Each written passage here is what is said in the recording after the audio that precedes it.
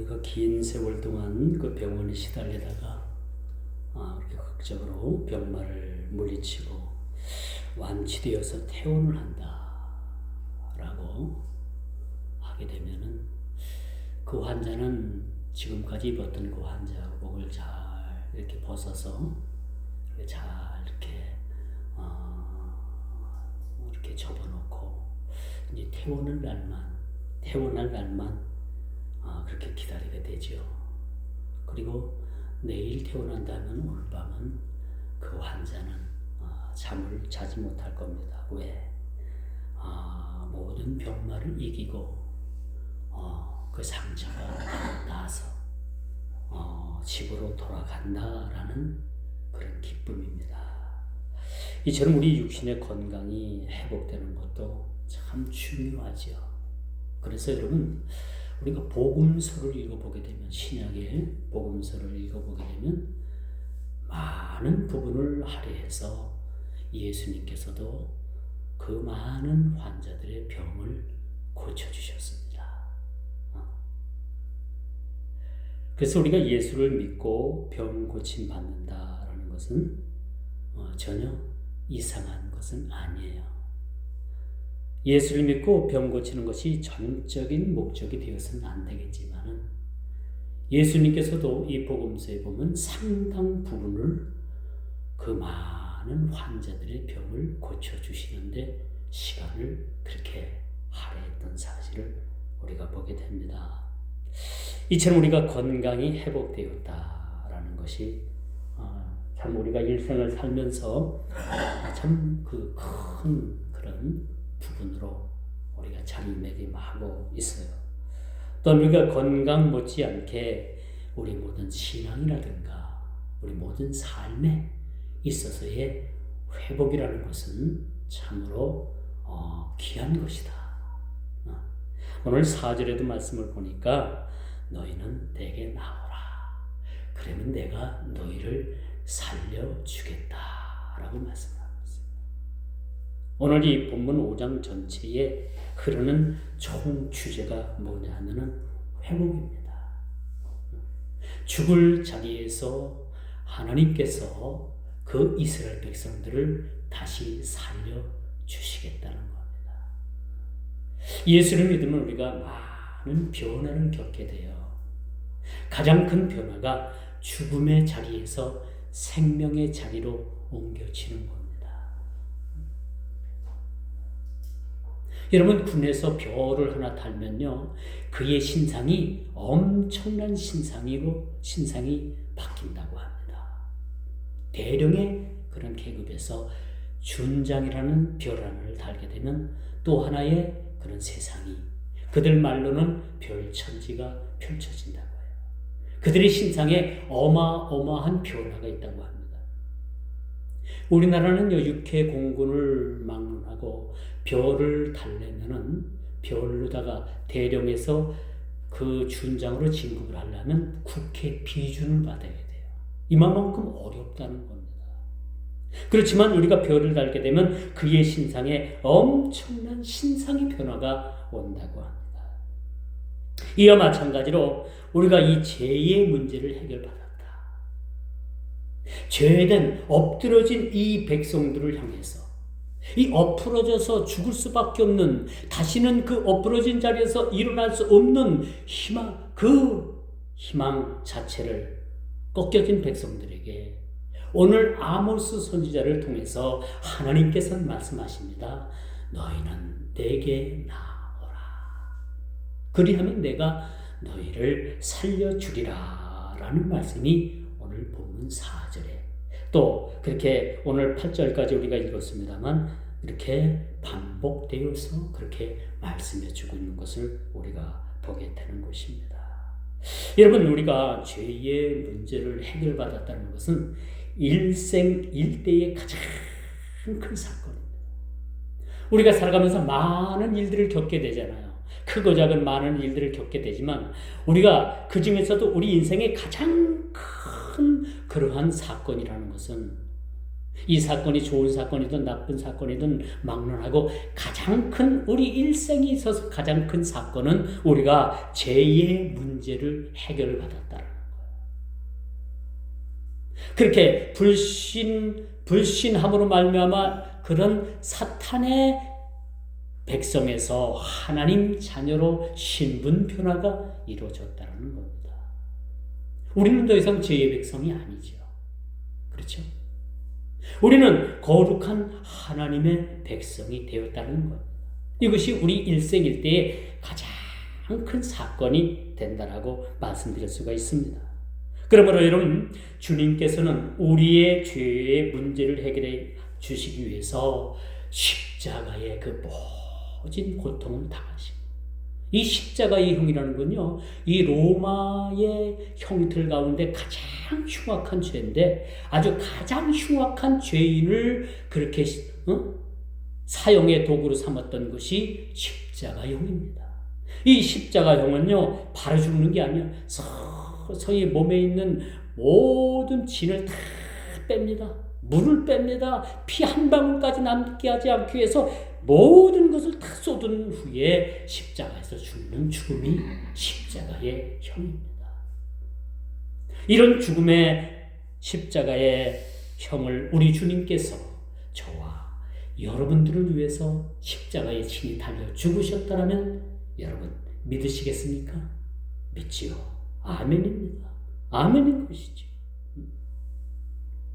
그러므로 여러분, 주님께서는 십자가에 달리시기까지 그 공생의 기간을 우리가 생각해보면요, 많은 환자들을 치료해 주셨어요.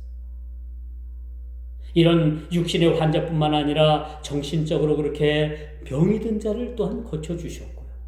38년 된 그런 병자를 주님께서 또 고쳐주셨습니다. 그런 의미에서 오늘 본문 4절은 우리 그리스도인들에게 있어서 아주 약속된 하나님의 말씀의 성취라라고 말씀드릴 수가 있습니다. 이 말씀 속에 구원의 서정이 흐르고 있다는 겁니다. 그렇죠? 너희는 내게 나오라. 그리하면 내가 너희를 살려주리라. 이 성경의 아주 그냥 핵심, 그 중에 핵심의 말씀을 오늘 본문을 통해서 그렇게 기록해 주고 있다는 거예요. 여러분들이 오늘 집에 들어가면서 다른 제 설교는 다 잊어버려도 이 본문 4절만큼은 여러분들이 마음에 또 가슴에 담아두고 가시길 바랍니다. 내게 나오라. 주님께 나오라. 그러면 주님께서는 여러분들, 저와 여러분을 다시 살려주시겠다라고 말씀을 하고 있습니다. 오늘 본문 1절에 이 말을 들으라. 그렇죠? 이 말을 들으라. 참 중요한 얘기예요. 그리고 곧바로 이것이 4절과 연결됩니다. 나를 찾으라. 그리하면 살리라. 들으라. 나를 찾으라. 그러면 너희가 살게 되겠다는 겁니다. 이 구사일생이라는 고사성어가 있어요. 이 국어사전을 뜻을 빌리자면 9번 죽을 위기에서 한 번의 기회로 살아난다는 거예요. 참 우리 구원도 이와 같다고 생각을 합니다. 우리의 죄가 수만 가지입니다. 셀 수도 없어요. 이런 죄로 인해서 죽을 우리를 단 한 번에 주님께서 십자가를 지심으로 말미암아 우리를 위해서 우리를 구원하셨다는 이 말씀이 참 구사일생이라는 말이 이 고사성어와 너무나도 우리 주님의 구원의 그런 모습이 참 너무나도 이렇게 어필이 되고 매칭이 되지 않나 그런 생각을 가져볼 수가 있습니다. 여러분, 하나님의 구원 계획은요, 하나님의 구원하심은 우리가 그 언어 자체로, 우리가 생각하는 그 이성 자체로, 지식 자체로 설명할 수 없는 신비적인 사건인 게 신비적인 사건입니다. 우리가 구원받았다는 것은 우리의 언어로, 우리 인간의 언어로 설명할 수가 없어요. 왜? 이것은 신비적인 사건이기 때문에. 그럼 누구는 구원받고 누구는 구원받지 못했느냐? 이런 것도 따지고 들어가면 참 복잡하지만은 이 구원의 사건에 대해서 우리가 설명하고자 하면 다 설명할 수가 없어요. 그저 하나님의 은혜인 겁니다. 우리가 구원받았다, 하나님 나라 백성이 되었다, 이 모든 자체로는요, 이것은 하나의 신비적인 사건이 아닐 수가 없다라는 거죠. 그러므로 여러분, 구원은 어떤 이론이나 과학으로 설명할 수가 없는 거예요. 그렇기 때문에 우리가 하나님 자녀되고 하나님 나라를 소망을 갖고 우리가 장래에 하나님 나라의 백성이 되었다는 것은, 현재도 장래도 하나님의 백성으로 살아갈 수 있다는 것은 우리가 어떤 이론이나 과학으로 설명할 수 없는 그저 하나님의 은혜다라고 표현할 수밖에 없는 겁니다. 그래서 여러분, 우리가 복음성과 복음성에도 있잖아요. 모든 것이 하나님의 은혜. 요즘 그 지선이라는 그 전사님이 부른 행복이라는 CCM, 여러분 알죠? 모든 것이 하나님의 은혜라고 그렇게 말씀드릴 수가 있는 겁니다. 이스라엘 백성들이 죄로 인해서 엎드려졌다. 오늘 2절 그렇게 말씀을 하죠. 엎드려졌다. 이 말씀은 여러분 사실은 사망 선고와도 같은 거예요. 사망 선고와도. 다시는 그들이 엎드려진 자리에서 일어나지 못하리라는 그런 저주와도 같은 말씀입니다. 요즘 지정학적으로 이 동유럽 쪽에 속해 있는 그 우크라이나와 러시아의 전쟁이 2년을 넘게 지금 전쟁이 한참 치열하게 벌어지고 있습니다. 하루에도 수많은 사상자들을 내고, 또 중동에서는 이스라엘과 하마스, 또 북쪽 레바논과 시리아에서는 헤즈볼라가 이란에 등을 업고 이스라엘에 계속 미사일을 쏘아대고, 얼마 전에는 이스라엘의 그 아이언돔이라는 그 기지에 미사일이 떨어져서 이스라엘이 자랑하는 그 아이언돔이라는 그런 무기 체제가 그렇게 파괴가 된 것을 뉴스를 통해서 우리가 봤을 겁니다. 지금 이렇게 국제 정세는 이렇게 전쟁으로 인해서 좀 하루하루가 그렇게 평안한 날이 없는 모습을 우리가 보게 되는 것입니다. 이렇게 전쟁의 상처는 이렇게 쉽게 아물지 않습니다. 누가 이기고 전쟁에서 어느 나라가 승리하고 어느 나라가 패하고 간에 모두가 다 패자라는 사실이에요. 그 전쟁에 패거나 막상 전쟁에 승리를 했다고 하더라도 이 전쟁에서 다시 회복할 수 있는 그러한 일이 얼마나 그렇게 그것이 쉽지 않다라는 것을 우리는 너무나도 잘 알고 있어요. 그렇기 때문에 지구상의 전쟁은 필요 없는 불가결한 그러한 불필요한 그러한 일이라는 것을 우리는 압니다만, 여러분, 사람이 욕심이 생기고 나라가 욕심이 생기면 이처럼 전쟁을 일으킬 수밖에 없는 거예요. 그리고 전쟁의 그 상처는 쉽게 아물지 않는다는 겁니다. 이제 우리가 얼마 안 있으면 6.25 74주년을 우리가 맞이해요. 그렇죠? 우리가 수많은, 이제 벌써 반세기를 지나고 반세기의 반을 또 지났습니다만, 이 대한민국의 이 한반도의 지구상에는 아직도 이 땅에는 전쟁의 상흔들이 곳곳에 남아 있는 모습을 우리가 보게 됩니다. 이렇게 쉽게 상처가 아물지 않는 거예요. 이렇게 인간이 벌여놓은 이 전쟁으로 인해서 상처가 아물지 않는 것이, 이게 보편적인 일이거든. 여러분, 우리의 영혼이 우리의 죄악으로 인해서 죽고, 엎드려서 진 자리에서 다시는 못할 그 자리에서, 일어나지 못할 그 자리에서, 회복되지 않는 그런 상황에서 하나님께서 우리를 다시 살려주신다라면, 이걸 무엇을 가지고 우리가 하나님 앞에 감사할 수가 있겠습니까? 그저 하나님 앞에 감사할 따름인 거죠. 우리가 예수를 믿고 구원받았다는 것은 뭐예요? 무엇을 가지고 우리가 하나님 앞에 감사할 수 있을까? 짐승의 피로, 또 많은 여러 가지로 하나님께서 여러분에게 주어진 봉사로, 헌신으로.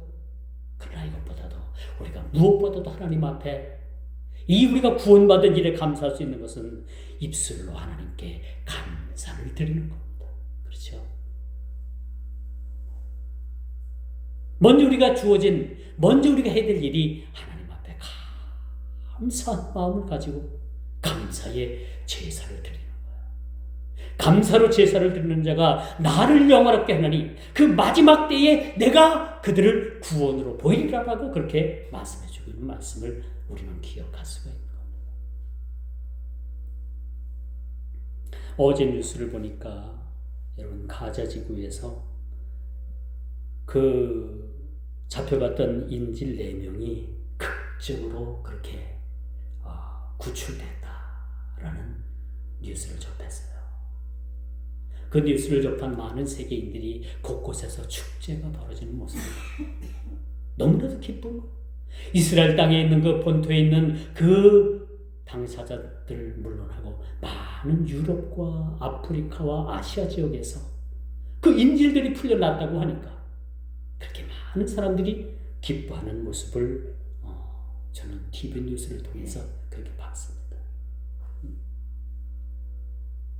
이렇게 우리의 삶이 회복된다는 것, 또 그들이 잡혀가서 인질로 있다가 그렇게 구출이 돼서 이제 그들의 4명이라는 삶은 그들의 삶의 현장으로 돌아가 회복되어질 날만 기다리고 있음을 보게 됩니다. 이처럼 우리가 회복되었다는 것, 이처럼 우리가 죄에서 구원을 받고 죽을 운명에서 우리가 생명으로 회복되었다는 것은 우리가 날마다 하나님 앞에 100번이고 1000번이고 감사를 해도 이 감사가 지나치지 않다는 것을 우리가 생각할 수가 있는 것입니다. 여러분, 이제 얼마 안 있으면 우리가 6.25 전쟁이 발발 74주년을 우리가 맞이합니다. 전쟁 이후에 지금까지 나라가 전쟁의 폐허로 인해서 회복되기까지 우리가 많은 우리의 선진들의 어려움들이 있었습니다. 그렇죠? 그들에겐 보릿고개가 있었고, 솔직히 외국의 그 선진국들의 그런 원조가 없었더라면 우리가 의식주 문제를 해결하는 데는 턱도 없던 시대를 우리가 지내왔을 겁니다. 왔습니다. 저는 그런 일들을 경험한 세대는 아니지만 우리 선진들을 보고, 우리 부모님들을 보고, 우리 조상들을 보고 얼마나 어렵게 사셨는가를 짐작할 수가 있는 것이지요. 그런데 하나님께서 이젠 전쟁 발발 74년이 지난 이후에는 우리나라 경제가 여러분 세계 경제의 10대 경제국으로 우리가 부흥 발전을 했다는 사실입니다. 여기는 우리 많은 사람들의 땀과 노력과 엄청난 수고가 있었던 것도 사실입니다. 이렇게 회복을 위해서 많은 사람들이 엄청난 그런 노동의 시간을 통해서, 자기 희생을 통해서, 국가 부흥을 위해서, 가정 경제를 위해서 여러분 모두가 힘쓰고 노력한 대가의 결과가 지금 회복으로 돌아왔다는 사실입니다. 이렇게 우리가 한 시대에 그렇게 폐허되었던 그런 삶이 회복되어지는 것도 엄청난 세월의 수고와 그런 시간들이 필요합니다만, 이렇게 회복되기까지 우리가 얼마나 각고한 노력이 있었는가라는 것도 우리는 감사하면서 살아가야 돼요. 그런데 여기서 우리가 인간의 노력으로만 되느냐? 아니에요.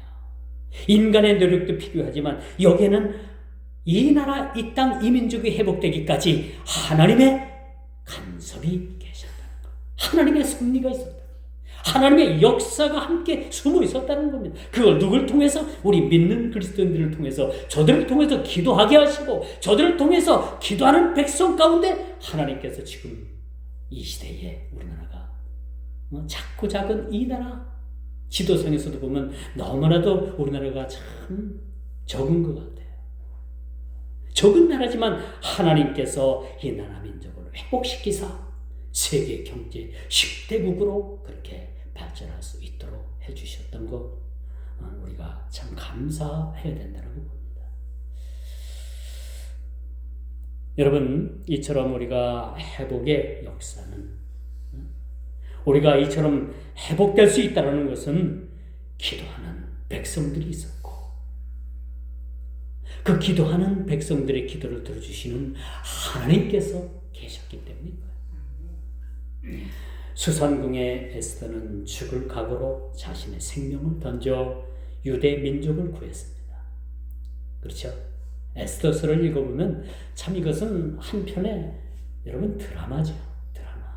드라마도 이런 드라마가 없어요. 여러분 에스더서를 한번 읽어보세요. 그렇죠? 그 에스더서를 읽어보면 이건 드라마보다도 더 드라마틱한 그러한 일이 아닐 수 없다라고 우리가 참 말씀을 통해서 은혜를 많이 받잖아요.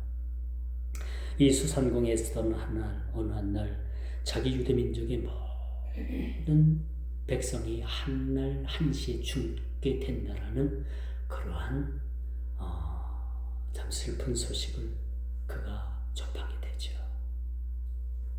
이건 회복이 아니라 멸망입니다. 그렇죠?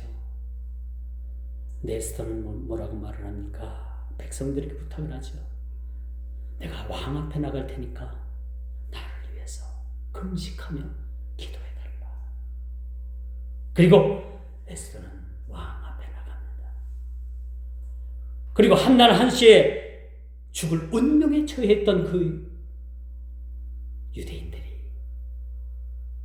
백성들이 에스더 한 명으로 인해서 그들이 구원받았을 뿐만 아니라 죽음의 자리에서 생명으로 회복되었다는 사실을 우리가 보게 되는 거예요. 에스더를 통한 하나님의 간섭이 없었다면 이스라엘은 죽음으로부터 회복은 불가능했었을 것입니다.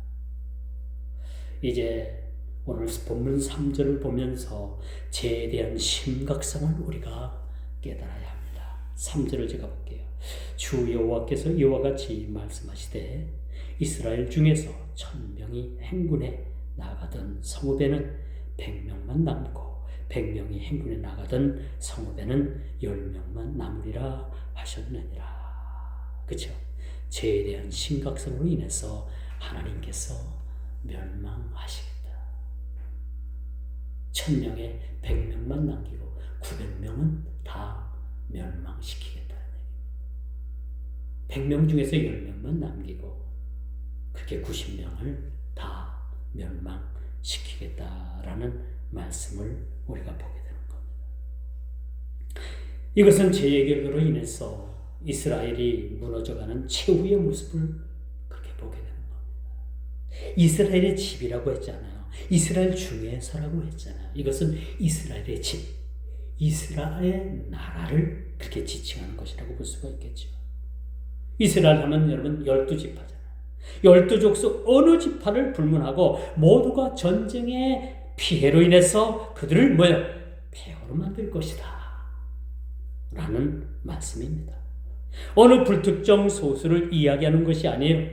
모두에게 임할 하나님의 심판, 그리고 이 심판의 무섭고도 혹독한 표현을 오늘 본문을 통해서 우리에게 보여주고 있습니다.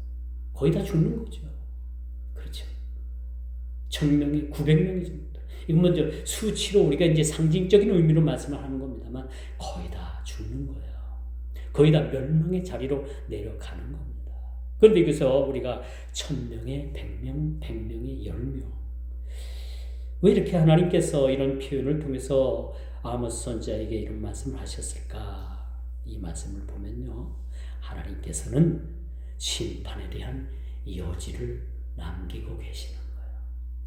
주님께서는 여러분 2000년 전에 하늘로 올려가시면서 내가 너희들이 본 대로 그대로 오시겠다고 했잖아요.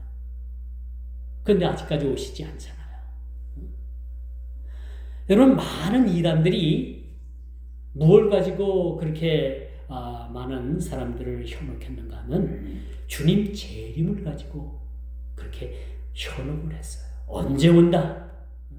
우리가 대표적인 예로 여러분 이장님이라는 그런 이단이 언제 몇 년, 몇 월 몇 시에 온다고 해가지고 많은 사람들이 그에게로 몰려가지고 가진 재산 다 정리해가지고 그 사람에게 다 갖다 주고 뭐 직장 그 다니던 직장도 다 그만두고 그런데 그렇게 그들이 예고한 날에 주님이 오셨나요?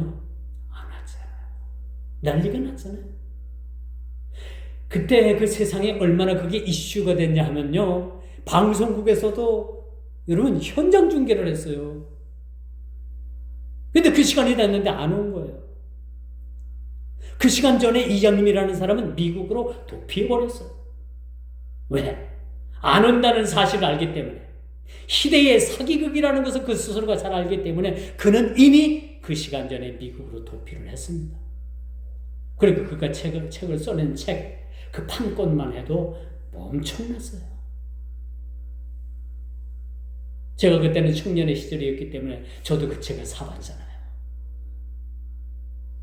이 너무나도 허무맹랑한 거짓이라는 사실을 그 시간이 지난 이후에 모두가 다 깨닫게 되잖아요.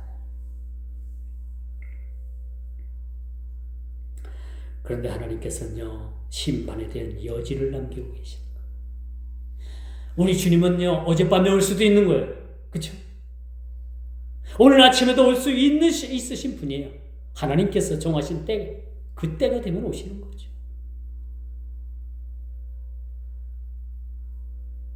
왜 주님께서 이토록 아직도 참고 안 오시느냐? 하나님께서 심판에 대한 여지를 남겨두고 계시는 거예요. 아직도 회개해야 될 백성들이 남아있기 때문에 그런 거예요.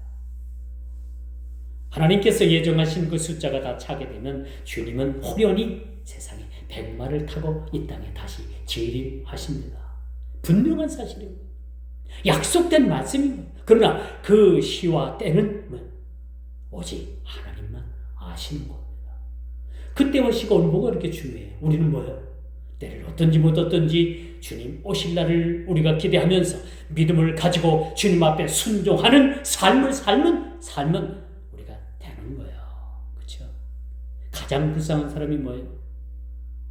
교회의 일원은 되었는데 구원받지 못한다면 그건 가장 세상에서 불쌍한 사람이라고 봐요. 교회의 일원이 되었다고 해서 구원받는 게 아니에요. 성경은 어린아이와 같지 않는 천국에 들어가지 못한다고 했습니다. 그렇다면 우리가 어떻게 준비해야 되느냐? 우리가 기름 준비하는 것은 어떤 것을 의미하느냐? 믿음을 가지고 순종하는 삶을 사는 거예요. 바리새인들이 실패한 게 뭐예요? 그들은 주님 앞에 순종하는 삶을 살지라. 순종하는 삶. 순종이 이렇게 쉽진 않아요. 더는 우리가 아브라함 같은 그런 순종함도 성경엔 쓰여져 있어요. 그러나 우리가 결단코 분연코 아브라함 같은 순종을 하나님께서 저와 여러분들에게 원하시지 않아요.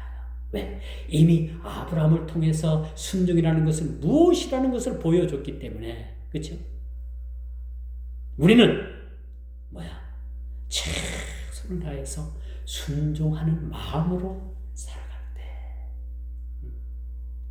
이게 아이와 같은 마음이 되는 거예요. 우리가 믿음 생활하면서 하나님 이것은 내가 감당할 수 있으니까 이것은 내가 순종하고요. 이것은 내가 감당할 수 없는 그런 부분이니까 나에게 순종 못합니다. 그건 성경적이지 않아요. 그렇죠? 그러나 분명한 것은요. 우리에게 믿음을 통해서 하나님께서 우리의 순종의 그 요구를 통해서 우리가 어디까지 순종을 원하시느냐. 우리가 할 수 있는 부분들을 하나님께서 그 순종의 의미로 우리에게 순종할 수 있도록 해주시는 거예요. 왜? 이름에도 불구하고 불순종적인 삶을 사는 사람들이 세상에는 얼마나 많은지 모릅니다. 그렇죠? 심지어 교회 안에서도 예수를 믿는다고 하면서도 불순종적인 삶을 사는 사람들이 있어요, 없어요? 있을 거예요. 있어요.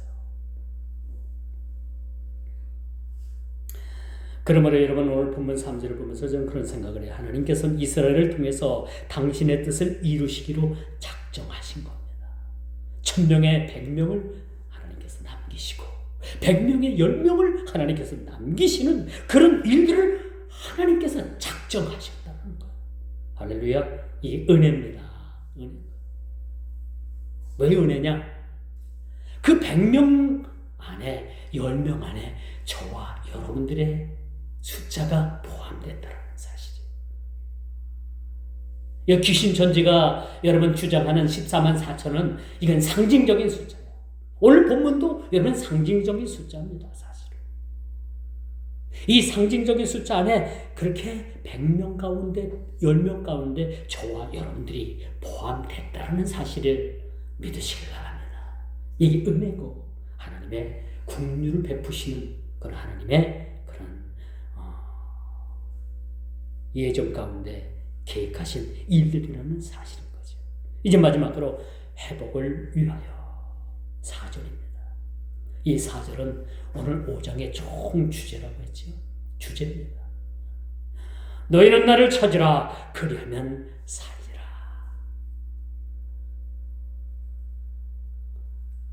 이 말씀이 단순 명령형으로 쓰여진 이 말씀은 5장 전체의 결론입니다. 우리가 신앙생활을 하면서 우리가 행해야 될 일 바로 이 말씀입니다. 우리는 끊임없이 주님을 찾아야 합니다. 그렇죠? 주님을 찾는 것. 그 방법이 주님 앞에 나와 기도하는 것. 때는 어떤지 못 어떤지 우리는 기도해야 합니다. 열심히 주를 찾아야 합니다. 그리하면 살리라. 죄로 인해서 죽을 수밖에 없는 죄인들을 향해서 말씀하시죠. 너희는 나를 찾으라. 주께 돌아와 다시 믿음과 신뢰를 회복하라는 겁니다. 그동안에 깨어졌던 주님과의 관계, 주님과의 그 신뢰성, 이런 것들을 회복하는 겁니다. 우리 편에서 회복하는 것이 아니라 이렇게 우리를 찾는 주님 앞에 나가면 주님께서는 우리를 회복시켜 주십니다. 회복시켜 주십니다.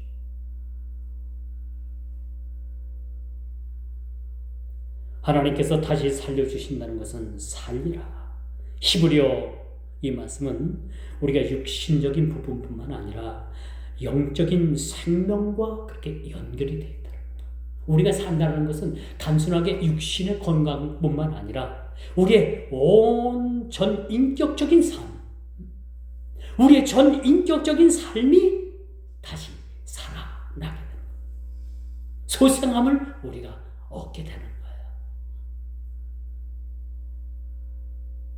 이제 말씀의 결론을 맺습니다. 주님은 우리의 생명 되시는 분이에요. 주님 붙잡으면, 주님 옷자락이라도 붙잡으면 우리는 구원을 받습니다.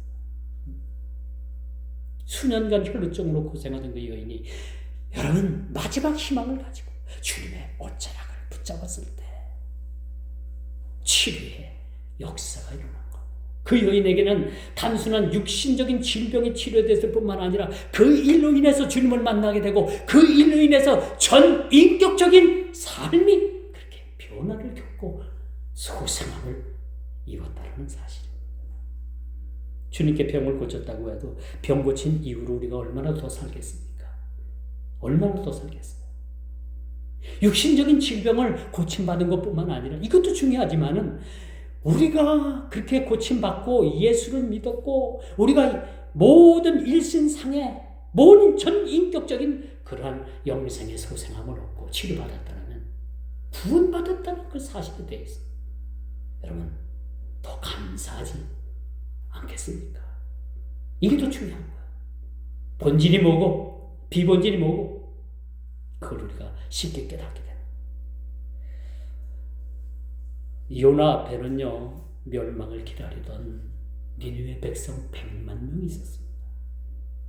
성경에는 니느웨 백성이 100만 명이라고 쓰여지진 않았지만 이 고고학자들이 니느웨 성을 그렇게 조사하고 연구한 결과 그 성 도시에는 100만 명 정도가 살았을 것이다 라는 추측을 그렇게, 물론 성경을 추측을 하면 안 되겠지만 없는 부분이기 때문에 우리가 이것을 한번 생각해 볼 수도 있어요.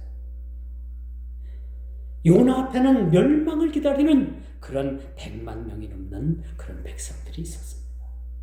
뭐 하나님의 그런 선택된 백성은 아니에요.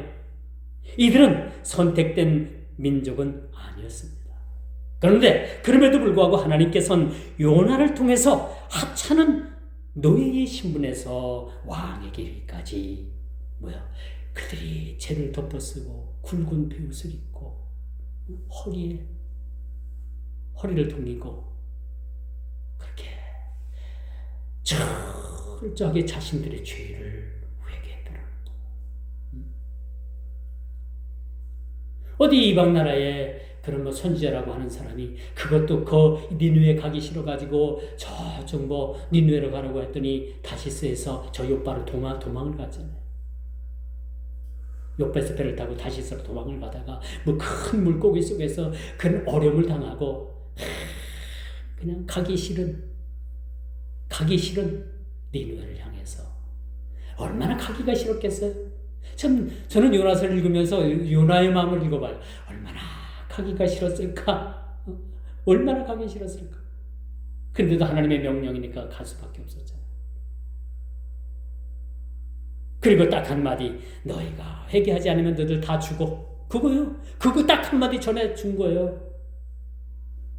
어떤 아주 미사역으로 어떤 문장을 통해서 미사역으로 다 동원해가지고 그들에게 말씀한 말씀도 아니에요. 단순하게 너희들 회개하지 않으면 다 죽어. 바로 현대 우리가 그런 속된 표현으로 말하면 그런 얘기입니다. 그런데 어떻게 됐어요? 그 니느웨에 사는 그 하찮은 가장 하층의 백성으로부터 왕에 이르기까지 우리가 어떻게 하면 살겠느냐? 회개해야 된다. 죄에서 돌이켜야 된다. 그러니까 모두가 다 그들이 하나님 앞에 회개했다는 사실입니다. 이것이 회복인 거예요. 이런 회복의 역사가 오늘날에도 오늘 교회를 통해서 저와 여러분들을 통해서 곳곳에 이런 회복의 역사가 일어나야 된다는 겁니다. 너무나도 중요하기 때문에 오늘 4절을 다시 한번 제가 종반절이지만 읽겠어요. 너희는 나를 찾으라. 그리하면 살리라. 우리가 주님 앞에 나갈 때 용서받지 못할 죄가 없다고 합니다. 주님 앞에 나가서 자신의 죄를 다 고하고 회개할 때, 모든 죄에서 돌이킬 때, 여러분, 주님은 우리를 긍휼히 여기시고 모든 죄에서 우리를 구해주시는 겁니다. 오늘 이 말씀을 통해서 우리 모든 삶이 그동안에 회복되지 못했던, 회복되어야 될 모든 우리의 삶이 회복되어지는 놀라우신 하나님의 역사가 저와 여러분 가운데 임하시기를 주님의 이름으로 축원하면서 말씀을 맺도록 하겠습니다. 기도합니다.